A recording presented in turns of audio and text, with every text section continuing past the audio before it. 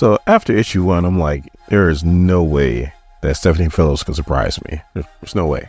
And yet and still, at the end of this book, I was like, what the hell? My name is Dorian. This is SCM Comics. We are continuing our coverage of Phoenix with number 2. So the story starts off with the Phoenix answering every call for help, going to all 4 corners of the universe. The universe probably doesn't have 4 corners, but you know what I'm talking about. Now, as a Phoenix, she doesn't need food, water, or oxygen. But the mutant side, that is a woman, she's exhausted. But as she's taking off her boots and getting into bed, she's like, I never thought I would actually miss Scott brewing coffee for me. That I would actually miss that weak, watery. I'm like, damn, just dogging this coffee out. Let me know in the comments. You make a really good cup of coffee.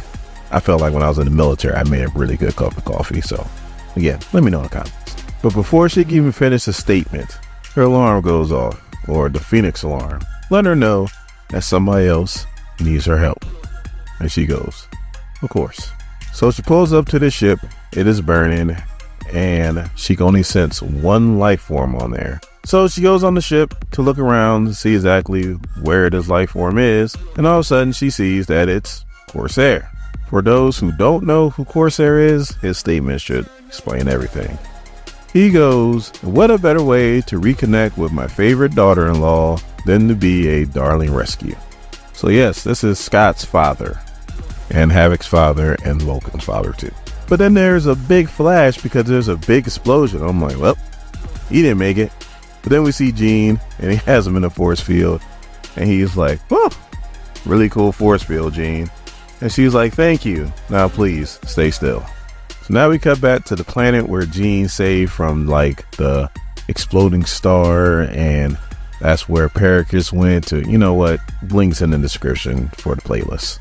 But for the ones who actually read the first Phoenix book or watched my video, this is pretty much the girl who is going to be probably the main villain in this book. Well, she's burying her father right now, and Pericus has the nerve to be right there. And then he goes and he's trying to talk to the girl. Well, what do you think she's going to do?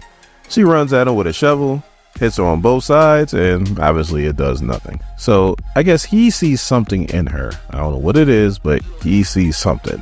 And she, even though she is young as hell, she knows not to fully trust this guy. I mean, would you truly trust somebody who just killed your father? But he like gives her like a little bit of his power, and he explains how a lot of people do a lot of awful things for just a fraction of what he just gave to her. So now we switch back to Jean, and she is talking telepathically to Scott, and Scott's like, my father? Jean's like, yes, your father. And he's like, well, what does he want? And he's like, I don't know yet. Right now he's taking a shower trying to get straightened up. And Scott's like, well, he's a pirate. He lies and cheats. He didn't say steal. If he had said lie, cheat, and steal, I probably got demonetized, because I'd have definitely played the Eddie Guerrero song. Man, show my age on that one, ain't I? So as we're talking about CORSAIR, he actually comes out and he overhears this one-sided conversation, because all you can hear is Jean's side. And he's like, what am I like? As he comes out in the shower robe. And Jean says this much. And so Scott's like, what the hell's going on? I halfway expected him to say, that's my wife, you son of a... So Jean pretty much knows he's about to get hostile. So he's like, you know what, let me call you back and find out what the hell's going on with your father. And Scott's like, all right, but don't trust him. Don't trust him at all. I'm thinking to myself, like, she's the Phoenix. Like, she's a cosmic being. Like, I think she'll be okay. So Jean's like, what's going on? And CORSAIR's like, look, I don't mean to embarrass you. Jean's like, you're standing in the bathrobe. Like, that moment's passed. And she's like, well, where's Starjammers at? And he's like, abandon me. No good reason. There's always a good reason. So she's like, no good reason? Yeah, okay. You know I can read minds, right? So he's like, well, go ahead. Why don't you?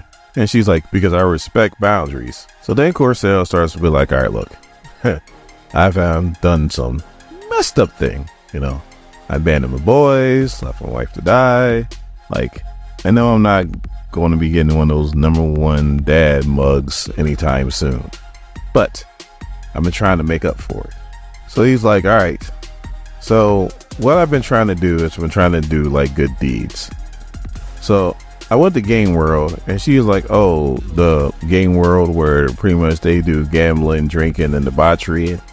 And he's like, that one right there. Anyway, one of my good friends that has a reliable establishment there has been noticing that people have been coming up missing. And he asked me to come and check it out. So I guess these people come up missing around the same bat time, same bat channel. I am going to sue you so bad that they're going to have to take the red off your shirt. Calm down, blue homie. You're not really DC. You're just a figment of that dude's imagination. Shameful plug. Buy my merch. Links in the description.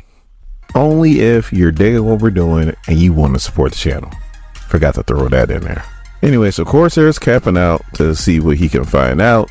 And he sees a ship that leaves at the exact same time and has no paperwork, no documentation or anything. And it belongs to the Black Order. So he decides to follow it. And that's why his ship wound up in the state that it was in.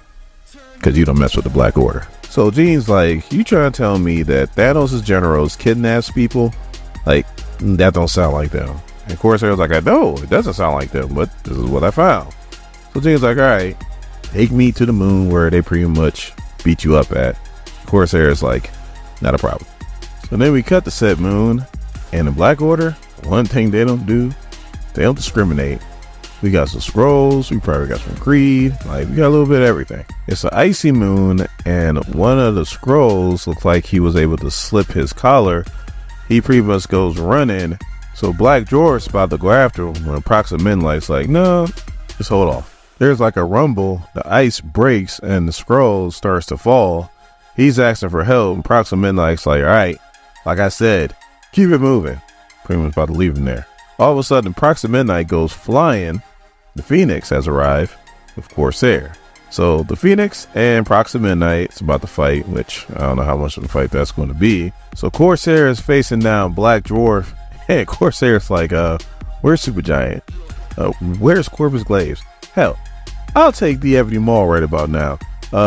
Dude, I'm outside your weight class. You know what the old saying is. You should face somebody your own size. Black Dwarf ain't trying to hear that. He pretty much swipes at CORSAIR. Well, unfortunately, that started some kind of rumbling again, and the other slaves start to fall. The Phoenix comes to help him because she helps everybody. She like lands, and then all of a sudden all these arms start to grab her, and they're zombies, Asgardian zombies. Like I said, what the hell?